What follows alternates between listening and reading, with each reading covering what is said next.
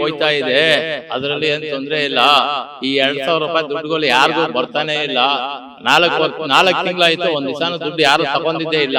ಈ ಹೆಣ್ಮಕ್ಳೆಲ್ಲ ಬರೀ 4 ಗೋಡೆ ಮಧ್ಯೆ ಒಳಗೆ ಇರ್ತಿದ್ರು. ಸೊ ಈ ಒಂದು ಸ್ವಾತಂತ್ರ್ಯ ಕೊಟ್ಟಿದ್ದ ಅವರು ಎಲ್ಬೇಕು ಹೋಗಿ ಸ್ವತಂತ್ರವಾಗಿ ಏನು ನಮ್ಮ ಗಾಂಧೀಜಿಯವರು ಬಹಳ ಹಿಂದೆ ಹೇಳಿದ್ರು, ಇವತ್ತು ಯಾವ ಹೆಣ್ಮಕ್ಳು ರಾತ್ರಿ 12 ಗಂಟೆನಲ್ಲಿ ಹೋಗಿ ಬರ್ತಾರೆ ಅವತ್ತು ನಿಜವಾದ ಸ್ವಾತಂತ್ರ್ಯ ಸಿಕ್ತು ಅಂತ. ಆ ಒಂದು ನಿಟ್ಟಿನಲ್ಲಿ ಇದು ಒಂದು ಅವ್ರಿಗೆ ಸಹಕಾರಿಯಾಗಿದೆ.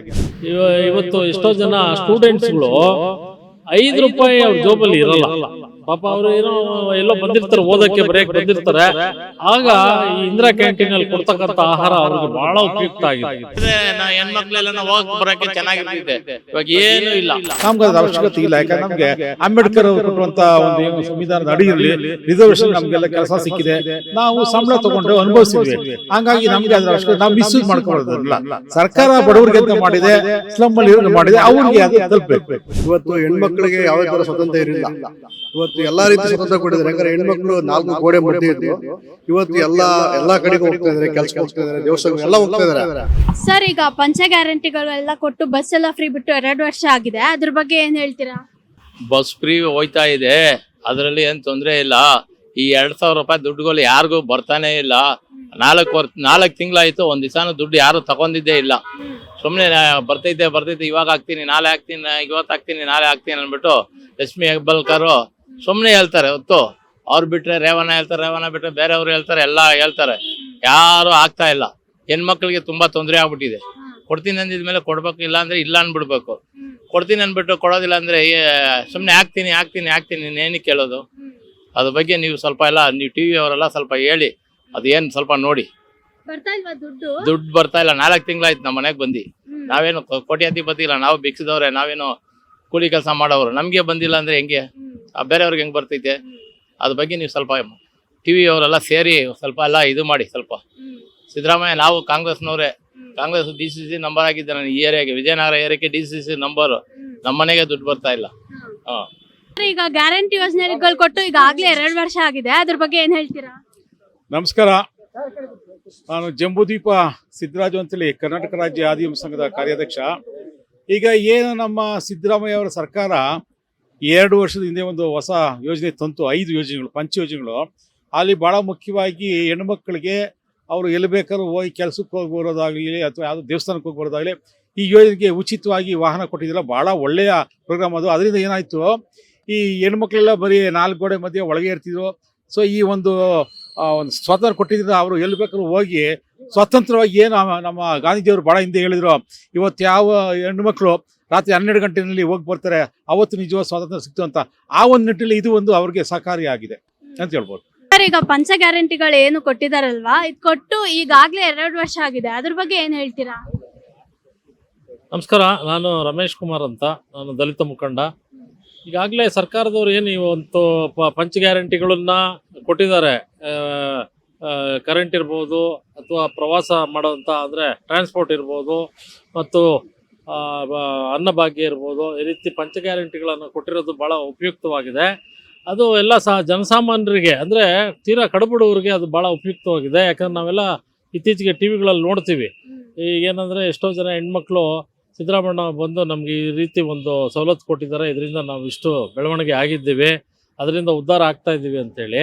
ಇದು ಮಿಡ್ಲ್ ಕ್ಲಾಸ್ ಅವ್ರಿಗೂ ಕೂಡ ಇದು ಇದಾಗಲ್ಲ ಏನು, ಯಾಕಂದರೆ ತೀರಾ ಕಡುಬಡವ್ರಿಗೆ ಇದು ತುಂಬ ಹೆಲ್ಪ್ಫುಲ್ ಆಗುತ್ತೆ, ಸಹಕಾರಿಯಾಗಿರ್ತದೆ. ಹಾಗಾಗಿ ನೋಡಿ, ಈಗ ಅವರ ಹಿಂದಿನ ಸರ್ಕಾರದಲ್ಲಿ ಇಂದಿರಾ ಕ್ಯಾಂಟೀನ್ ಅಂತ ಓಪನ್ ಮಾಡಿದ್ರು. ಇದರಿಂದ ನಾವು ಅಂತೀವಿ, ಭಾಳ ಜನ ಬೇರೆ ಬೇರೆ ಹೋಟ್ಲ್ ಉದ್ಯಮದವರೆಲ್ಲ ಅದನ್ನೆಲ್ಲ ಅಪೋಸ್ ಮಾಡಿದರು. ಇವತ್ತು ಎಷ್ಟೋ ಜನ ಸ್ಟೂಡೆಂಟ್ಸ್ಗಳು 5 ರೂಪಾಯಿ ಅವ್ರ ಜೋಬಲ್ಲಿ ಇರಲ್ಲ. ಪಾಪ ಅವರು ಏನೋ ಎಲ್ಲೋ ಬಂದಿರ್ತಾರೆ, ಓದಕ್ಕೆ ಬರೆಯಕ್ಕೆ ಬಂದಿರ್ತಾರೆ. ಆಗ ಈ ಇಂದಿರಾ ಕ್ಯಾಂಟೀನಲ್ಲಿ ಕೊಡ್ತಕ್ಕಂಥ ಆಹಾರ ಅವ್ರಿಗೆ ಭಾಳ ಉಪಯುಕ್ತ ಆಗಿದೆ. ಸೊ ಈ ರೀತಿಯಾದಂಥ ಒಂದು ಜನಪ್ರಿಯ ಯೋಜನೆಗಳನ್ನು ತಂದುಕೊಟ್ಟಂಥ ಸಿದ್ದರಾಮಯ್ಯ ಅವ್ರಿಗೆ ನಾವು ಯಾವತ್ತೂ ಅವರ ಜೊತೆಯಲ್ಲಿರ್ತೀವಿ. ಯಾಕಂದರೆ ಅವರು ಎಲ್ಲ ಜಾತಿಗಳ ಒಂದು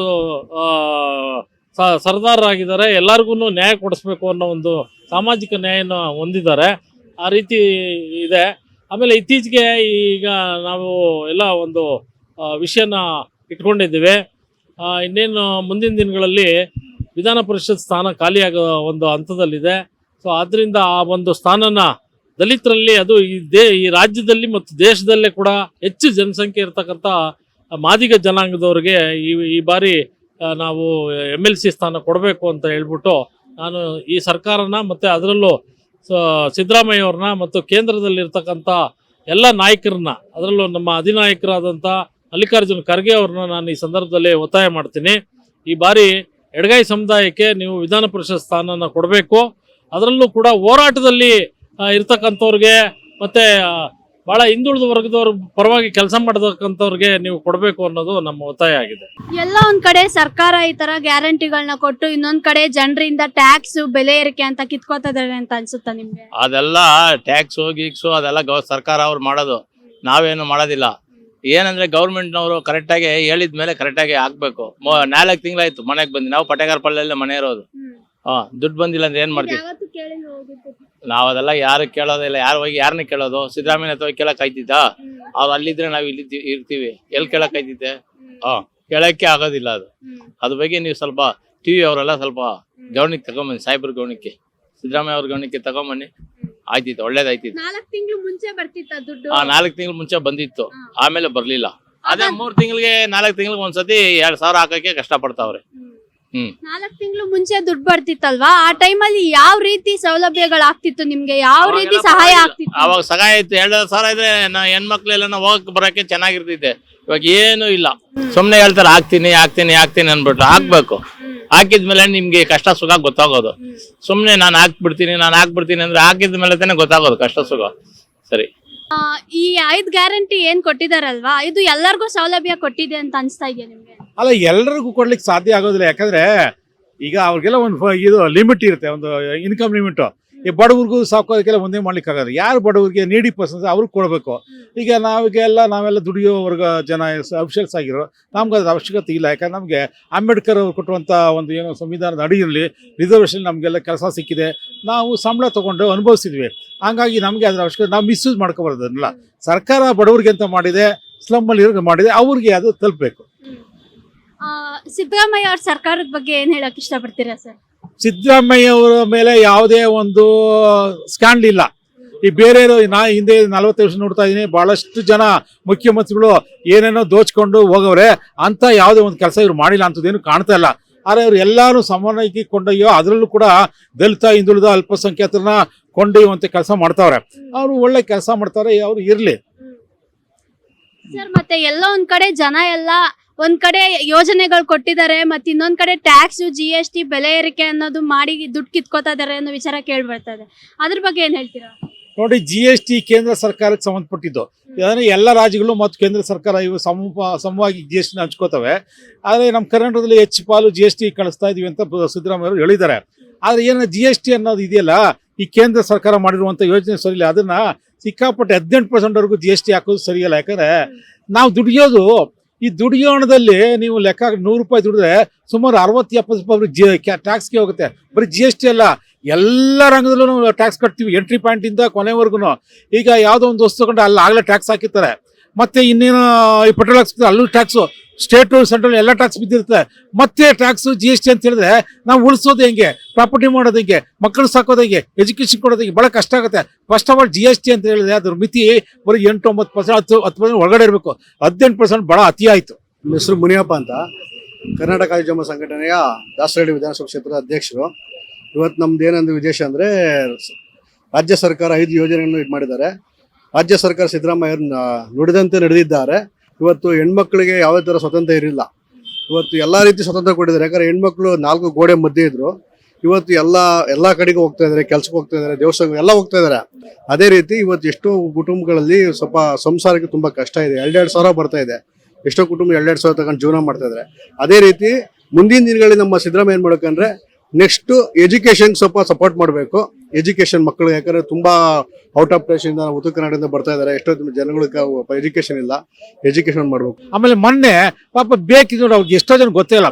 ಇದು ಉದ್ಯೋಗ ಅಂದ್ಕೊಳ್ಳ, ಕೇಂದ್ರ ಸರ್ಕಾರ ಆಗಲಿ ರಾಜ್ಯ ಸರ್ಕಾರ ಆಗಲಿ ಉದ್ಯೋಗ ಅಂದ್ಕೊಳ್ಳ, ಅವರೇ ಸ್ವತಂತ್ರವಾಗಿ ಯಾವುದೋ ಲೋನ್ ತಗೊಂಡು, ಸರ್ಕಾರಿ ಸ್ಕೀಮ್ ಇರ್ಬೋದು ಅಥವಾ ಯಾವ್ದು ಬ್ಯಾಂಕ್ ಲೋನ್ ತಗೊಂಡು ಅವ್ರೇನೋ ಒಂದು ಅಂಗಡಿ ಹಾಕೋತಾರೆ, ಬೇಕರಿ ಹಾಕೋತಾರೆ. ನೀವು ಇದ್ದಕ್ಕಿಂತ 33 ಲಕ್ಷ 50 ಲಕ್ಷ ಟ್ಯಾಕ್ಸ್ GST ಕಟ್ಬೇಕಂದ್ರೆ ಕೆಲವು ಎಷ್ಟೋ ಜನ ಹಾರ್ಟ್ ಫೇಲ್ ಆಗ್ಬಿಡ್ತದೆ. ಹೆದರಿಕೆ ಆಗ್ಬಿಡುತ್ತೆ. ಮತ್ತೆ ಅವ್ರು ಜೀವನ ಮಾಡೋದು ಹೆಂಗೆ, ದುಡಿಯೋದು ಹೆಂಗೆ, ಏನು? ಅವಾಗ ನೀವು ಹೇಳೋದು, ನೀವು ಸರ್ಕಾರ ಇವ್ರನ್ನ ನೀವು ತಪ್ಪದಾರಿಗಿಳ್ತಾ ಇದ್ದೀರಾ, ಅಂದ್ರೆ ನೀವು ಅದನ್ನು ಮಾಡ್ಬೇಡ್ರಿ, ಏನು ಉಂಡಾಗೋಡಿ ಥರ ಏನು ಹೇಳ್ತಾರಲ್ಲ, ಉಂಡಾಡಿಕೊಂಡಿರ್ತಾರ, ನೀವು ಓಡಾಡ್ಕೊಂಡು ಹಿಂಗೆ ತಿರುಗಿ ಅಂತ ಅರ್ಥ. ಅದೆಲ್ಲ ಮಾಡಬಾರ್ದು. ಮೊದಲು ತೆರಿಗೆನ ತೆಗೆದುಹಾಕ್ಬೇಕು. ಫಾರಿನಲ್ಲಿ ಈ ಥರದ್ದು ಭಾರತದಲ್ಲಿರುವಂಥ GST ಅಥವಾ ಇಷ್ಟು ಟ್ಯಾಕ್ಸು ಫಾರಿನ್ ಕಳಿಸಿ ಇಷ್ಟು ಇಲ್ವೇ ಇಲ್ಲ. ಅವರು ಆರಾಮಾಗಿ ನಿರಾತಕವಾಗಿ ಒಂಥರ ನಿಶ್ಚಿಂತೆಯಿಂದ ಶಾಂತಿ ಸಮದಿಂದ ಸುಖವಾಗಿ ಬಾಳ್ತಾವ್ರೆ. ಸೊ ಅಂಥ ಒಂದು ವಾತಾವರಣ ಇಲ್ಲಿ ನಿರ್ಮಾಣ ಆಗ್ಬೇಕು. ಸರ್ ಮತ್ತೆ ಇದೇನ್ ಪಂಚ ಗ್ಯಾರಂಟಿಗಳಿದೆ ಅಲ್ವಾ, ಇದು ಮಹಿಳೆಯರಿಗೆನೆ ಯಾಕೆ ಕೊಡ್ಬೇಕಿತ್ತು? ನೋಡಮ್ಮ, ಮಹಿಳೆಯರು ಅವರು ಎಷ್ಟೋ ಜನ ಗೃಹಿಣಿ ಇರ್ತಾರೆ, ಎಷ್ಟೋ ಜನ ಗಾರ್ಮೆಂಟಲ್ಲಿ ಕೆಲಸ ಮಾಡ್ತಾರೆ, ಅವ್ರಿಗೆ ಬರುವಂಥ ಅದೇ ಕಡಿಮೆ ಇರುತ್ತೆ. ಎಲ್ಲರೂ ಸರ್ಕಾರಿ ಕೆಲಸಗಳೇ ಇರೋದಿಲ್ಲ. ಸೊ ಅದಕ್ಕೆ ಅವರು ಸಂಸಾರ ನಿಭಾಯಿಸ್ಲಿ ಅಂತೇಳಿ ಸಿದ್ದರಾಮಯ್ಯರು ಒಳ್ಳೆ ಕೆಲಸ ಮಾಡ್ತಾರೆ. ಅವ್ರ ಕಷ್ಟನೂ ಎಷ್ಟೋ ಸಲ ಅವ್ರ ಸಭೆಗಳಲ್ಲಿ ಹೇಳ್ಕೊಂಡವ್ರೆ. ನಮಗೆ ಯಾವುದೋ ಹಬ್ಬ ಹರಿದಲ್ಲಿ ಮಾತ್ರ ನಾವು ಅನ್ನ ತಿಂತ, ಮಿಕ್ಕಿ ಟೈಮೆಲ್ಲ ಬರೀ ಮುದ್ದೆ ತಿಂತಾ ಇದ್ವಿ ಅಂತೇಳಿ. ಹಂಗಾಗಿ ನಾವು ಕೂಡ ಅದೇ ಅನುಭವ ನಾನು ಹಂಚ್ಕೋತೀನಿ.